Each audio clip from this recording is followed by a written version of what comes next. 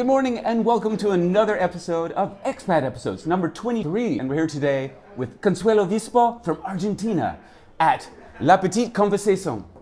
Oh, Conversation. Conversation. Oh, Bonjour. bonjour, monsieur. Okay. You look familiar. I lived in many other countries. I was teaching kids Spanish. In my region, Christmas is summer. It's more coconut, sunscreen. Here in my bombilla is El Dorado. Oh, nice. So this fish is actually from my city. Actually, my husband, he's from Poland. For me, Polish is a bit easier to learn than Czech. Really? Sometimes it's funny, I have funny situations with this. I go to a place, I say something, and then I notice, I think I said, I mixed Polish with Czech. This is Expat Episodes, when news stories begin. I'm Ian, your host, and I'll be guiding you through the stories of expats in the Czech Republic. Thank you so much for joining us. Thank you for inviting me. I'm very happy. I've heard a little bit about you because in Expat Center we have a colleague, the same, he said, and you know her and some other people that work there? Yes. Actually, I really like to go to the Expat Center because when I came here first time, they really helped me to, get used to the place, to with many things related to doing my residence here, and I also like to go to the women's club and all these events they create for expats. So yeah, I know Raise, I know Helena, I know Alena, Teresa, and everyone. So Tony, the whole crowd. yes, the whole crowd actually. How did you find out about the Ostrava Expat Center coming here? Did you know it before you came? Did you do research? And going into that after will come how you got from Argentina to here. But here, how did you find out about the Expat Center first? Well, I think I told you I lived in many other countries, so it wasn't my first time as an expat. And what I always do when I move to a different country is try to find a group of either Latin Americans or Argentinians in the place I am, in the country I am. And I found this group of Argentinians in Czech Republic, but most of them were living in Prague. Right. Most of them go to Prague, right? Of course. So I read that some of them talk about an expat center in Prague, and I was curious if there would be one in Ostrava. So when I checked in Google, I found Expat Center, Ostrava Expat Center, and that Very was easy it. with the name. Yeah, I was surprised because it's not something you have in other places. Yeah. So I talked first time to Teresa, then to Tony, and that was it. They immediately were very nice, and they gave me all the information I needed. So it was just searching for information, how to find things, what to do in a new place, basically. So that leads to how long have you actually been here in Ostrava? 4 years. 4 years. Yes, more or less. Okay, now you come from Argentina. Yes. You've been looking for, as you said, the Latino community here. Yes. And you came through. And you've even brought your latte. So you come prepared to have your own. What took you from Argentina to Ostrava and why? Good question. It was actually my husband. Okay. Fault to be. It was his fault. Right. He went to Argentina when he was studying at university. He went there to teach English, to also learn Spanish in a place where they speak the language. Where is he from? He's from Poland. So he's Polish who went to Argentina to teach English. Yes. Right. And he was living in Scotland actually, studying there. So he was already in the traveling thing. Okay. So he was first an expat before I became an expat. Yes. He ended up in my city, Corrientes. Not very, very well known. Everyone goes to Buenos Aires, which is the capital city, but he ended up in Corrientes. And yeah, we met there, and then because he's Polish and because he was studying in Scotland, After 2 years in Argentina, he went back and I followed him. He went back to Poland or to Scotland? To Scotland first to finish his studies. Okay. So I went there first, but I didn't stay for long. I went there for, I would say, 6 months. We were in Aberdeen, Scotland. I don't know if you know Aberdeen. I know Scotland very well. We have a lot in common, actually. I lived in Scotland for 3 years. Nice. So- in what city? Oh, all over. Mostly Oban, Ah. along the other coastline. So Oban, Inverness, and Inverness, Edinburgh yes. and Glasgow for a bit too. So Oh, I love Inverness. Glasgow, I didn't go more than a day, I think. Unfortunately, I didn't get to know the city, but I also went to Edinburgh, and of course, I really like Edinburgh. But we just visit these places. right. At the moment we were students, and we couldn't travel too much. So, yeah. So you were both students there at the time. Well, he was student. I was starting to teach. I was studying economics in Argentina, but then I also went for. Well, I was studying English as well, and I went for a course teaching Spanish to foreigners in Buenos Aires, and that was revealing for me because I didn't think I would be able to teach a language or my language to people. Right. And when I did this course, I was like, oh my God, I actually like it. So I changed career basically. When I went to Scotland, I was teaching, but it wasn't official. I was just teaching because I wanted to practice. Right, just like private lessons or something like this. Just to practice. I was teaching kids Spanish. When I left Scotland, my husband stayed there to finish his university studies. I went to Poland. And I went there because, of course, I had a work permit there, and I had my husband's family there. We weren't married yet, so. So how did you get the work permit if you weren't married? Well, it was. Or should you not tell me? No, it's complicated. It's official, but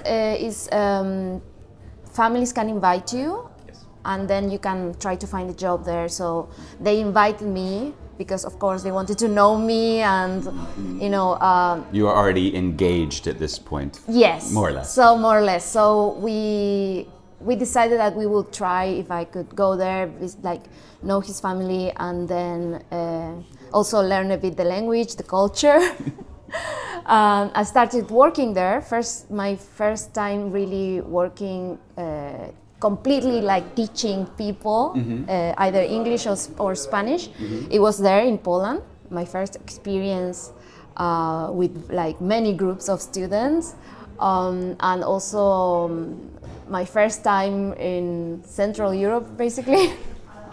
It was good. It was very, very interesting. And what I liked the most in Poland was that I didn't have a way to communicate with my husband's parents in other languages. I had to try to learn Polish, this natural way, trying to listen. Learning like a child. Yes, like a child, yes, because I didn't have time to study properly or to have a course or anything.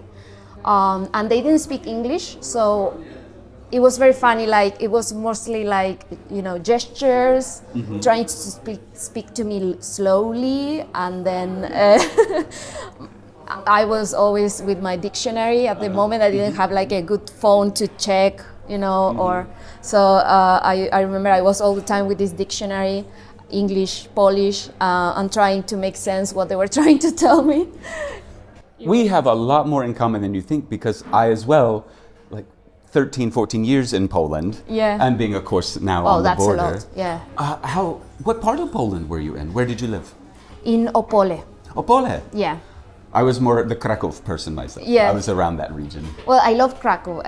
We love to visit Krakow every time we can. But yeah, Opole is my husband's family city, and it's a very small place, but very nice. I really liked it. I don't like big cities. I mean, I like to visit big cities, but not to live them.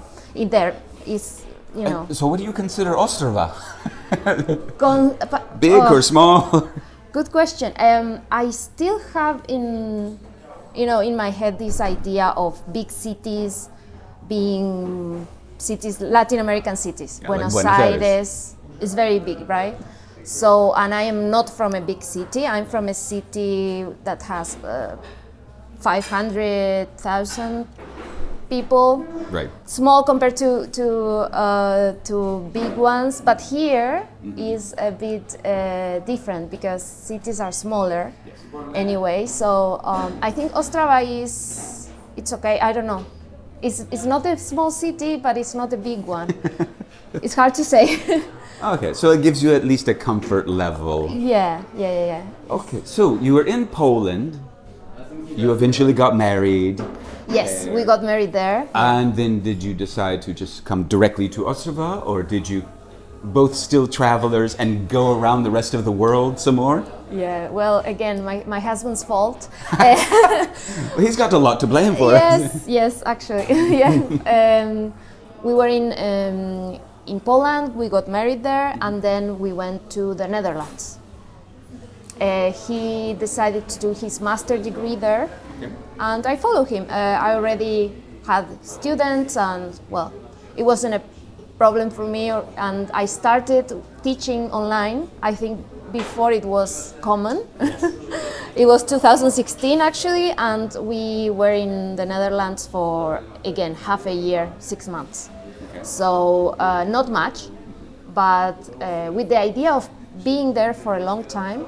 It's just that at some point he got the opportunity to finish his master going to, again, a Spanish-speaking country because he was studying linguistics and Spanish. So we found that, I mean, he was looking for a university that would take him to finish the studies.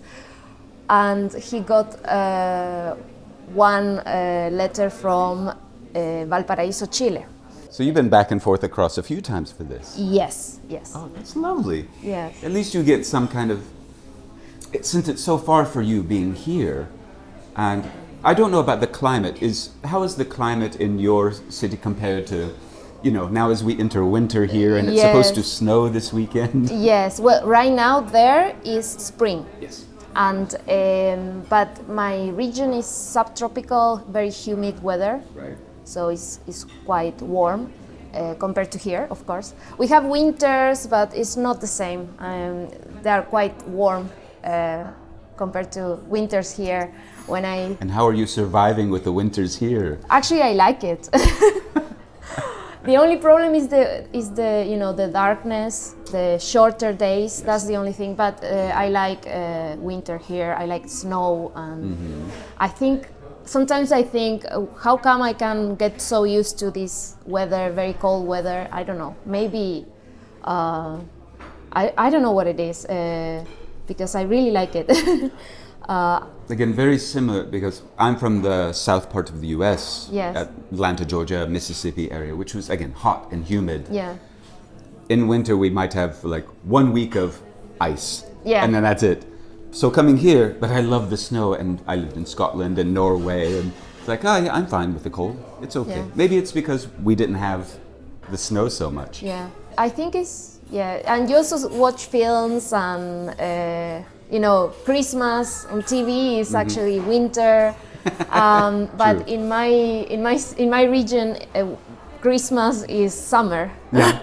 When someone tell me, oh yes, I love Christmas, the snow, I don't know, the warm wine, cinnamon rolls or whatever, I think of, no, Christmas in my region is more coconut, sunscreen, the beach, stuff like this is very different. Okay. How do you compare with, especially now that Christmas is coming, the differences? And I know myself, going to, even after all these years, I still don't like carp. I really do not like the Polish carp Christmas type stuff. But what is a Christmas dish in Argentina compared to a Christmas dish here? Oh, it's very different because we eat meat. Yeah. And we eat a lot of meat. And for Christmas, we eat even more. Yeah. So it's Yeah, it's like we have this barbecue thing, asado, called asado. You put meat in the grill and you just grill it, and that's what we do for Christmas as well. So it's just another barbecue day. Yes, we also have like many different cultures mixed together because of immigrants. So we might have some dishes that come from different parts of, like for example, most of the things we have are from, I don't know, Italy and Spain. But we also have people that have family members like that were immigrants from other parts of Europe. So depending on the family, you might have something different in the table. But the most common thing is barbecue, like asado, and then you prepare some Italian dishes, some Spanish things. Oh, wow. And you mix it all. It's like we have panettone that we call pan dulce. We have these Spanish turrones. I don't know if you know them. These sweet things for Christmas, basically, that have nuts and Right. and we have that as well. But then every family might have another small different thing to add. Something that they brought in from there. Yeah, my family is more like Spanish and maybe a bit of Italian roots, so it's not very, very, special for me to say that we have certain things, because everyone else's for sure have it. But then you had to come here and no more meat. Well, yes. The Czechs are a little bit easier with it than the Poles. But you went to Poland, which is the 12 dishes. You can't start till the first star is out. Yes, actually I like that. I like this. What I noticed when I was, moving is that I can actually adapt quite fast to a new place. It's not easy, but I like to try new things, and for me it's very interesting to see how different can be like a celebration like Christmas or any other. So in Poland, having this tradition of the 12 dishes, only eating fish, no meat, for me was like, wow, interesting. And actually I really like fish. In my region in Argentina we have river fish, like. So you do the freshwater fish as well. Yes, so. actually I have it here in my bombilla. It's El Dorado. Oh, nice. So this fish is actually from my city. We have a famous celebration where fishermen go. They catch one. They have a picture. They are very big, and then they release them. And so for me, fish is not something new. And yeah, when I tried carp, I was like, oh, this one looks a bit like this fish from my region, so it wasn't something to. I like it, yeah. So it's. I had to go through coming here, and I don't like freshwater fishes, or especially fish that is not really, really fresh. Yes, I know here they take the carp home in the bathtub. Yeah, sometimes, yeah. Or you just buy it at the supermarket, or yeah. But I would always make a little meat dish on the side. And it was very funny, all the Polish family, when I was married there, they would come to the kitchen going, Ian, where's the chicken? Have a little bite and then go back outside. So it was like nothing going on. Yeah. All right, so then you were in Chile. Yeah. And we'll continue the story. So you went to Chile, and then after Chile? Okay, in Chile we were supposed to be half a year again. Right. Only that. And we ended up staying there for 3 years. What happened? We just liked it. Okay, and that's a good reason. Yeah, it's very nice. Valparaiso is a very, very beautiful and touristic city in Chile. Most of the city is in the mountains, and you have the sea. Yeah. And the houses are colorful, hanging from the mountains. It's amazing place. When we were there, we were like, I think we will stay longer, right? we didn't know, but yeah, we thought maybe we would try to see how it is to live here. It's a lovely way to look at it. Like you go in, you do 6 months Scotland, as you feel it's good, you go there and like, we can stay longer. Yeah.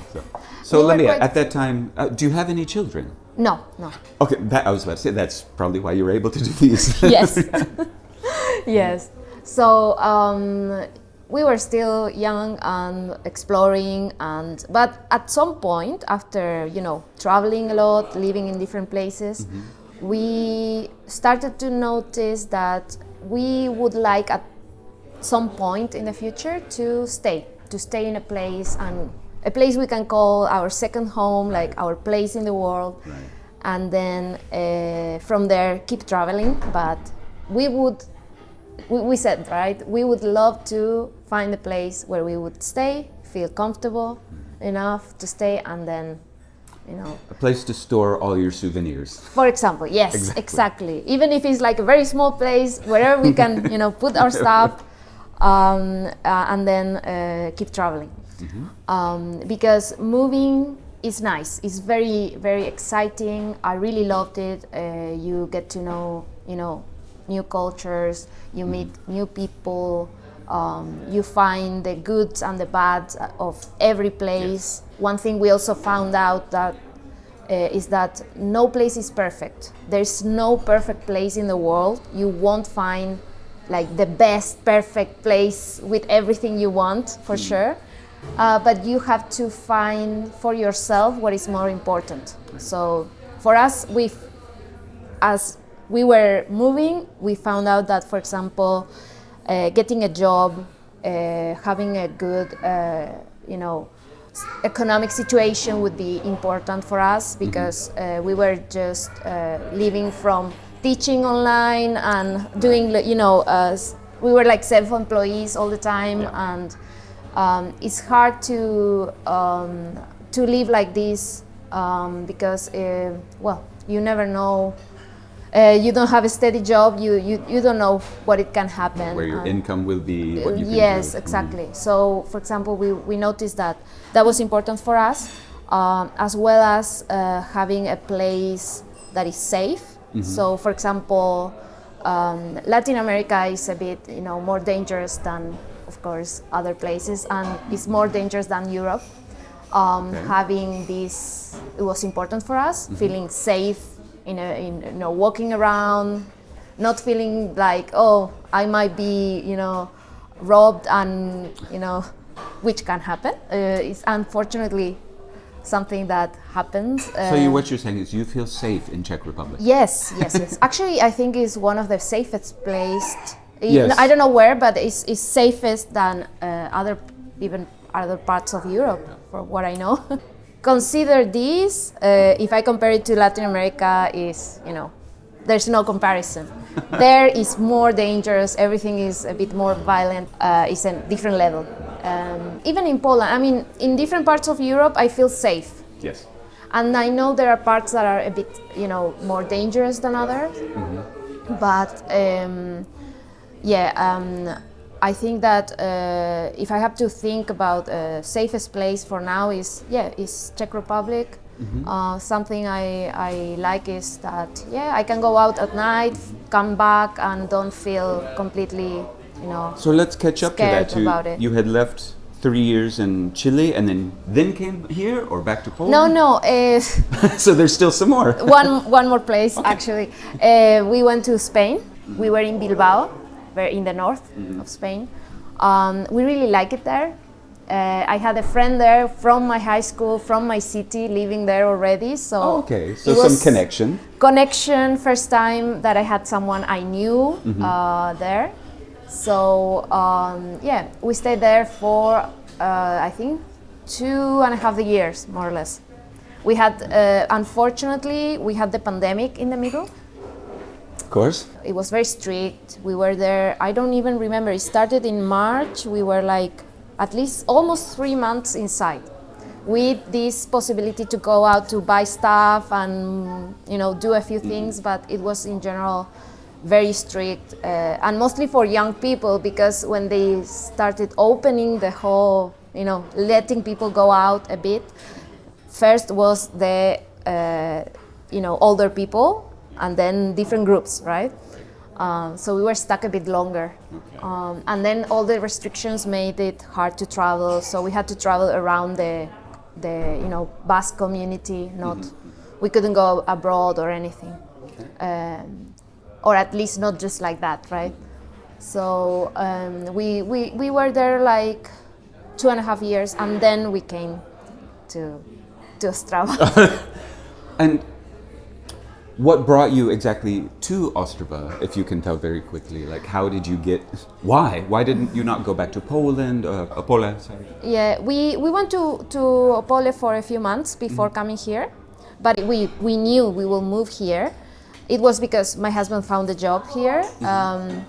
When we knew that, we just decided to go and try it out. And at the beginning, we didn't know anything about Ostrava. We had one Czech friend, Okay.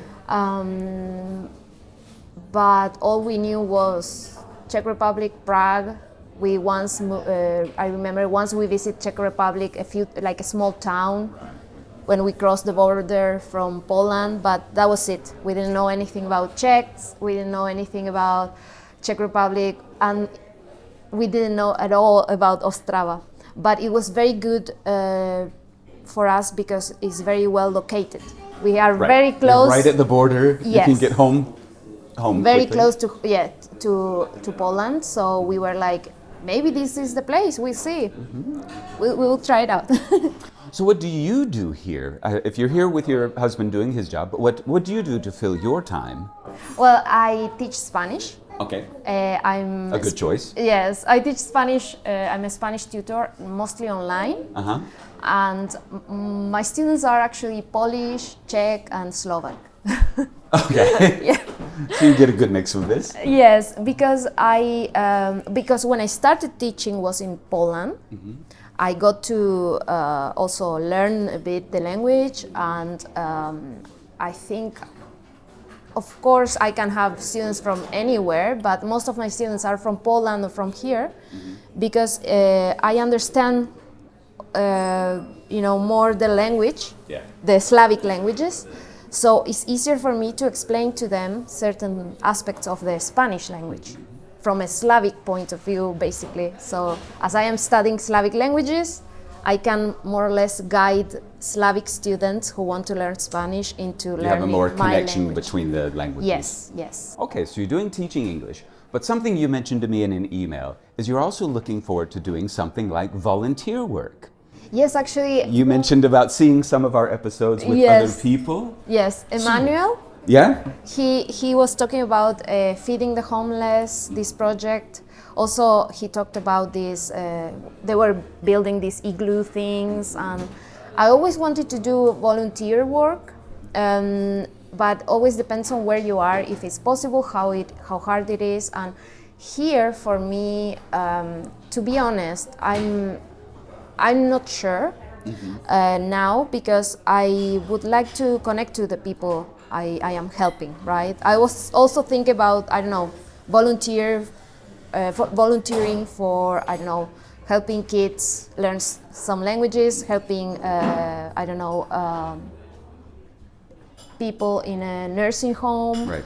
I don't mind. Any project that would include helping people would be nice, but at the same time, I feel like if I don't speak Czech properly, the connection won't be Harder the same, to do. right? I can do it. I mean, I don't mind doing the hard work or anything, but I would also like to connect to people, to talk to them, to try to have a conversation with them and connect with them, which is hard here because Czech is a hard language to learn. It's not easy, no. No, not easy at all, and But you get by in Polish as well, which is still like a lot of szczęśliwe, everything like this. Grzegorz Pięciościkiewicz, yeah. You're very good with this. I had to Zgadamy practice. się, to Yeah. I had to practice a lot. Actually, when I met my husband, I was like, tell me your real name, because he always said, I'm Chris. I was like, no, give me your real name. Right. And I had to learn it, like practice, because for me, those are all consonants. Only consonants, no vowels. Yep. Actually, for me, Polish is a bit easier to learn than Czech. Really? Yes. Okay. Yes, because I think it's because I was first in Poland. Probably. And I had to learn Polish like a child, right? Just listening, trying to make sense what they were telling me, trying to find the words and then use them, having to talk to people with no other option, because in Opole you won't find a lot of people speaking English, right? So yeah, it was more like this natural immersion into the language, and I think that made it easier for me. I don't speak Polish very well, unfortunately, yet. But you get by. Yes, I understand more than what I'm able to say sometimes. I feel a bit frustrated about it because it's, I've been for so long in contact with the language, but not always in Poland or like here. Here I'm in Czech Republic, and I think the practice is easier because I'm surrounded by Czech people and the language. But in Poland, I was all the time, like at home, outside, all the time.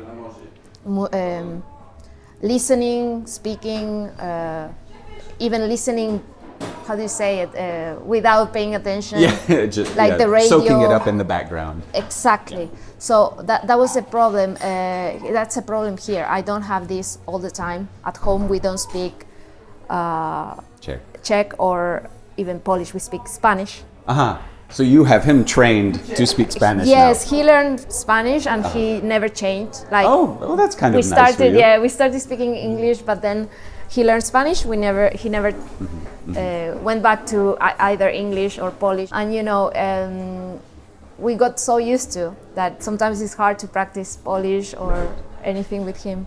But yeah, coming back to this thing of the languages, I always think that it's good to learn at least a bit the language of the place you are living. Yes. Because it's what makes the connection with the people But then you better. came here and it's got this little mix, this ponashimo as they call it. So. Yeah, to be honest, it's not a big deal for me, but I still feel like Czech here is harder than when I was learning Polish in Poland. Could also be just because we're getting older and it's harder. Also, yes, it has to do with that, but also I think it's because first, Czech and Polish are similar. They are Slavic languages, but at the same time, they're very different in certain aspects. So, for example, the order of the sentences, of the words in the sentence, where the adjectives are compared to, is very different from Polish, and I find it having to relearn certain things that I would think very naturally in Polish. When I want to make a sentence that in Polish would be in certain order, I go to Czech and it's not the same. Yeah, it's completely different. And for me, it was like, oh my God! It's like I thought it would be easier knowing Polish, but it's actually harder because now I also mix, which I know it's not a big deal here, but not on the border anyway. Yeah. Sometimes it's funny. I have funny situations with this. I go to a place, I say something, and then I notice, I think I said, I mixed Polish with Czech. Yeah. But well. This is what we have to do. Is what it, yeah. Is. So as we close out, we get to finish this. I always like to try to ask a few different questions at the end of these things. Okay. So let us say, first one is, if there is one thing besides family, there's one thing you could import from Argentina to here, to Ostrava, that you could have, that you miss very much, what would something be, as an example, that you very much miss from your home? Wow, I would import many things, but only one. I would import alfajores. Alfajores are these sweets. It's like 2 cookies with dulce de leche in the middle and So a bit like an Oreo. Not really. Okay. Like an Oreo, but in the middle you have dulce de leche, which is this milk caramel, and you cover it with dark chocolate, or it's very tasty. And we have so many different types, and I miss it because there you go to the supermarket, to the shop, to wherever, and you find it, and you buy whatever you want, how many as you want, and you. And so it's something I miss. If I want to eat it here, I either have to buy a box of things from somewhere where they import it. It's quite expensive. and all I want is like from once in a while to just try one and forget about it, or I make it at home. I have to make it from scratch, which is a lot of That's time. a lot of work. Yeah. So alfajores, but there is something else. Sorry. I knew it was hard to keep with just one. We have this. They have it in Spain, but it's hard to find here. It's like this sweet of this fruit,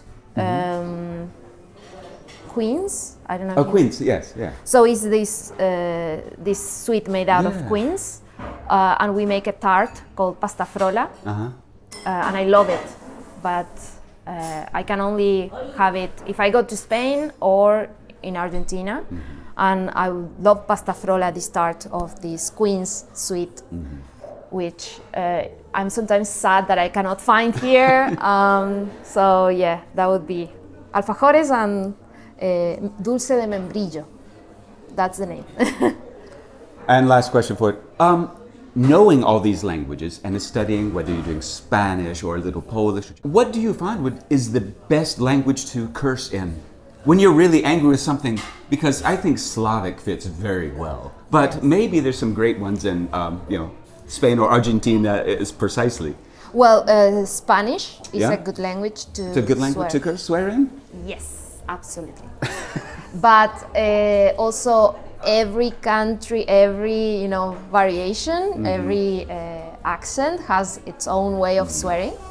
So Spanish, and the way we swear in Argentina is different than Spain and other places. And I think So if you hit your hand with a hammer, you say something in Argentinian or Spanish? In Spanish, yeah. In that we have in common with all the all the Spanish-speaking countries. Yes. When we hurt ourselves, I think we have kind of the same swearing. And then we all have differences in some others, but yeah, I think Spanish, because it's very strong. Right, that's true. You feel like you release all your anger with these words. It's a hot country with hot languages. Yes, and I would say the second is Polish. They've got some And very you good agree, ones. right? Yes, Yes. very much. Yes. I mean, the Czechs are very calm. They use it from time to time, especially in Ostrava. But I mean, the Poles, yeah, definitely. Yes, it's similar in some things, but I think I got used to the Polish way, and it's for me it's like the best. And also you feel like you release your anger or whatever you are feeling. English is too soft for my taste. It is. Yeah, Scottish, they've got some hard ones, but Yeah, it's not as but bad. Yeah, I think I still feel like I need to say more when I swear in English, but. In that case, I mix it: Spanish, Polish, some English, maybe. Well, thank you very much for joining us. I appreciate you, and it's really fascinating to, like, someone coming from so far. I mean, we had people from India and other places too, but hearing from this area. So thank you for inviting me. I'm glad to be here. It's my first time in this type of interview. Thank you so much to all our listeners and watchers. We appreciate it. And again, if you know anybody or you yourself feel that you're an expat here and have something you would like to share and talk about, or you want to get in touch with us with more about volunteering for Consuelo, please get in touch with us. And thank you so much for watching. See you soon. This podcast is proudly brought to you by Ostrava Expat Center.